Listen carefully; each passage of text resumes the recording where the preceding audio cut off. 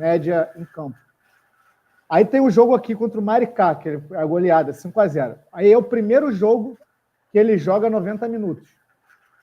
E aí, a partir desse jogo, e de lá para cá foram 8, a média em campo dele sobe para 79 minutos. Ou seja, ele sai de 54 minutos dos 6 primeiros jogos para 79 minutos agora. Assim, dá um indicativo de que ele está ficando mais resistente, né? E é assim, a gente lembra muito de uma hora que bate aquele cansaço no Arrascaeta, início do segundo tempo, ele já está saindo. Agora ele dá uma riada. Resistente, né? Mas olha aqui, você sabe que são coisas que vão mudando, né? Com a própria evolução do esporte, da fisiologia e tudo. Na minha época de repórter, tinha jogador que voltava de contusão, que ele precisava dessa sequência. Ele precisava jogar 4, 5, 6 jogos para voltar a pegar o ritmo dele. O Arrascaeta, hoje em dia, como é um jogador frágil, isso é fato, ele é frágil, ele se machuca muito, o Felipe Luiz diz que cuida dele de mais 4, né, 5 são que eles cuidam com algodão para justamente proteger os cristais do Flamengo, que são valiosos, mas que são altamente danificáveis, vamos assim dizer. Mas o Arrascaeta melhora quando ele consegue ter sequência de jogos, gente. Isso é normal. Isso é normal. Claro que é legal você também não exagerar, botar ele para jogar 7, 8, 9 jogos seguidos, 90 minutos. Não faz sentido. Claro que é legal você, como aconteceu ontem, tá com o jogo praticamente ganho, você tira ele no final, descansa ele um pouco. Ok, mas é importante que ele tenha sequência de jogos, porque é assim que o futebol dele vai crescer. Você vê contra o Vitória, ele já tirou da cartola o golzinho de bico, o biquinho. Não foi brilhante contra o Vitória.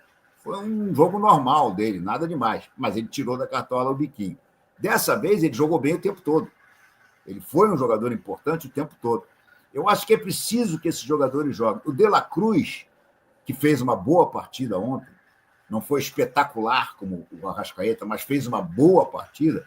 Está jogando 6, 7 jogos seguidos. É importante que ele jogue também. Você pode poupar, no final você tira. O Felipe Luiz tirou, botou o Ala. O Ala, meu Deus do céu. Mas, enfim, botou o Ala. O Ala devia ter entrado na quarta contra o Central Córdoba. Se era para o Pulgar, era melhor ter botado também ele, acho, né? Também acho. Melhor do que o Everton Araújo, aí concordo. Mas o Ala, sempre que o Ala entra em campo, eu fico esperando uma lambança. É impressionante. Mas, enfim, são jogadores que precisam jogar. Arrascaeta e De La Cruz precisam ter cuidados com ele, mas eles precisam de sequência de jogos. É assim que o futebol deles vai voltar ao que se espera, o que a gente já se viu. Já se viu o De La Cruz fazer chover no River, já se viu o Arrascaeta fazer o Diaba 4 desde 2019. Eles precisam jogar. Você pode poupar aqui e ali, mas poupar e tirar do jogo, eu acho muito ruim.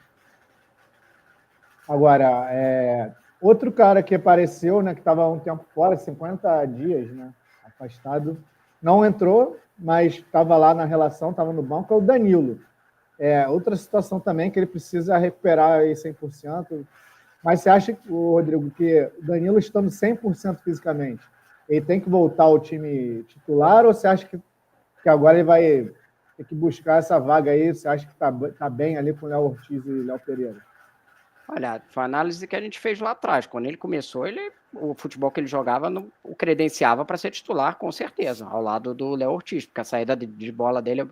O Léo Pereira tem uma boa saída de bola, é bom zagueiro e tal, mas a do Danilo era melhor ainda e tornava o time ainda mais vertical nesse passe, saindo ali com soluções para a saída de bola. Agora, para você ver que em ritmo que ele vai voltar, porque ele passou 2 meses fora. É um período muito grande, né? Isso que o Renato está falando ali sobre essa volta, a gente vê, por exemplo, Cebolinha. Cebolinha voltou meio mais ou menos. Ontem eu já achei que ele fez um jogo melhor. Conseguiu 2 chutes a gol, o passe para o Arrascaeta, que ele vira uma bola sob pressão, mas ele já conseguiu 2 chutes a gol, um que o goleiro tem que pegar. Já estava mais no jogo, muito mais do que no jogo anterior contra o Vitória, que ele perde um gol, né? Então, o Danilo vai ter que pegar ritmo. Não sei se vai dar para botar ele contra a LDU, por exemplo, na altitude, entendeu? Para começar jogando. Eu acho que é meio difícil. Mas... de repente, num jogo contra o Juventude, aí entra contra o Vasco, até para dar a rodagem, porque o Léo Pereira andou... ele sentiu o joelho, né? Uns 2 jogos para trás e tá jogando, às vezes você tem uma impressão... Vira e mexe, você tem uma impressão que pode dar alguma coisa ali no Léo Pereira. Então, precisa ter essa rotação entre os zagueiros também. As outras posições estão rodando, mas tem que ver o ritmo que ele volta. Ele inteiro, acho que ele é titular do time, sim, pelo futebol que ele estava jogando no início do ano. Agora são 2 meses fora. Concorda, Renato? Concordo. Eu acho o seguinte, eu acho que o Danilo, 100% ele é titular, sem dúvida. Para mim, a zaga, com todo mundo 100%, a zaga do Flamengo é Danilo e Léo Ortiz. Acho que são superiores ao Léo Pereira. Ambos são superiores ao Léo Pereira. Mas eu concordo com o Rodrigo. Por exemplo, não dá para você sair e botar ele titular contra o Juventude, que é um time que tem um ataque rápido, tá? Você não sabe como é que o Danilo vai voltar. Eu acho que o ideal seria que você entrasse com o Danilo 20, 30 minutos no segundo tempo contra o Juventude. E, se fosse o caso, se ele respondesse bem, titular contra o Vasco. Titular contra o Vasco, e aí você avalia se você bota ele contra a LDU ou não. Eu acho que se ele estiver bem, se ele recuperasse, ele seria muito importante nesse jogo com a LDU. Esse jogo com a LDU virou o jogo da vida do Flamengo na Libertadores. É um jogo que, se o Flamengo perder, ele passa a depender de resultado dos outros, gente. Ele precisa não perder esse jogo. Se ganhar, maravilha. Se ganhar, é ouro sobre azul. Dá para ganhar? Eu acho até que dá. Mas, de qualquer maneira, não pode perder. Então, se você tiver o Danilo já performando, por exemplo, contra o Vasco, eu botaria ele de titular contra a LDU, sim, ele e o Léo Ortiz. Porque a saída de bola do Flamengo com os dois é espetacular. Os dois sabem sair muito bem jogando. Os dois têm excelente passe. Léo Pereira arrisca alguns passes, mas ele é meio errático, né? Então, quando o Danilo estiver bem, não tenha dúvida, titular absoluto. Agora, galera aqui no chat, Léo Negrito, mande um salve para Belfor Roxo, Cidade do Amor, Baixada é cruel, os sinistros são de Bel. Valeu, Léo, valeu, galera da Baixada, presente aí. Vinícius Gomes de la Cruz não está jogando 50% que jogou no River, pode entregar muito mais. Já o Luiz Carlos de la Cruz jogando muito. Quem eu achei que jogou muito bem ontem, não sei se vocês vão concordar, Rodrigo, Alexandro. Fez uma boa partida, não fez, Rodrigo? Não, eu achei que toda a linha de defesa, o Wesley estava um pouco abaixo do que ele vem jogando na temporada, mas vinha depois jogando... Depois que ele voltou da seleção, né? Mas a maldição da CBF. Mas também o Flamengo jogou pouco pela direita, né? Jogou mais pela esquerda atacou mais pela esquerda nesse jogo. Mas o resto da linha de defesa eu achei que foi toda muito bem. Léo Ortiz, Léo Pereira, Alexandro, Pulgar, De La Cruz, achei todos bem no jogo de ontem. Pois é, eu também concordei. E o Michael? O Rodrigo falou que quando viu a escalação, não gostou da escalação, mas aí, quando o time entrou em campo, ele achou que a coisa funcionou. Mas, Renato, você acha que o Michael merece ter sequência como titular ou não é a melhor opção ali, analisando, né, como um todo para a temporada? Eu acho que os dois, 100%, o Cebolinha é melhor do que o Michael. O Michael, para mim, é um jogador muito interessante para entrar no segundo tempo, para fazer espuma, entendeu? Ele realmente é daqueles jogadores que, quando está bem, ele desarruma a defesa adversária. Mas eu acho que o Cebolinha é melhor que ele. Não achei que o Michael jogou mal ontem, mas achei que o Cebolinha entrou melhor. O Cebolinha realmente me deu, pelo menos, a esperança de que ele vai voltar à boa forma dele.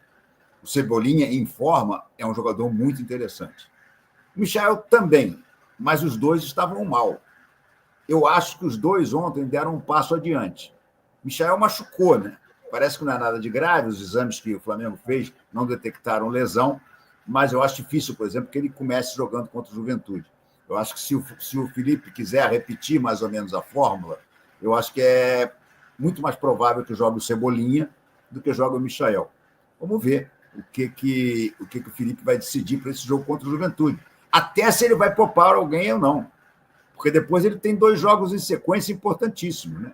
O Vasco, por mais que o Vasco não esteja do nível do Flamengo hoje em dia, é um clássico, é sempre jogo duro. E em seguida, o grande jogo desse início de ano, que é o da LDU lá em cima. Pois é, você levantou até a bola, que é a enquete do dia hoje.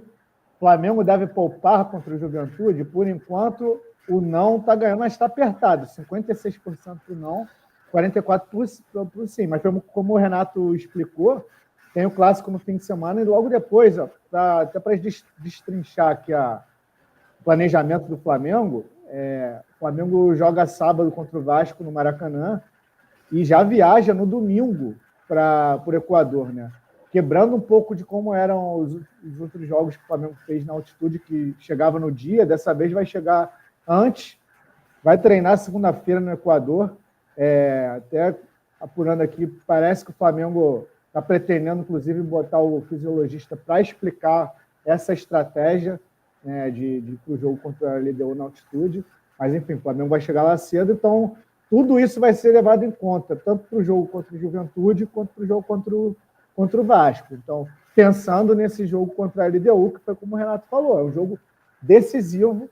O Flamengo agora joga 2 jogos no Rio, né? Tem esse alento aí, voltou de Porto Alegre, chegou ontem por volta de 11 horas da noite, já estava no Rio de Janeiro, e agora tem esses 2 jogos no Rio, mas tem que saber dosar, porque a temporada é longa.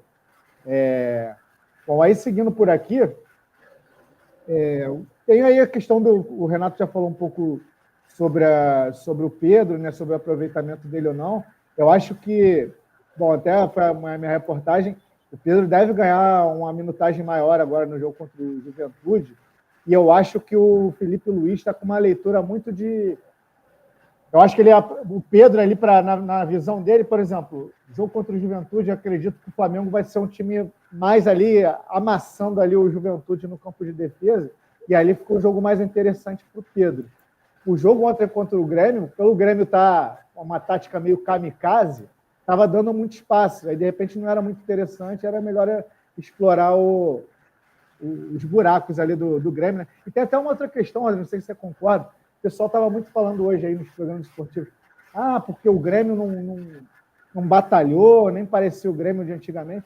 Eu acho que o pessoal não enxerga que às vezes assim, o Flamengo está muito dominante, né? Eu acho que é mais mérito do Flamengo do que demérito do outro time. O Grêmio teve as limitações dele. Acho que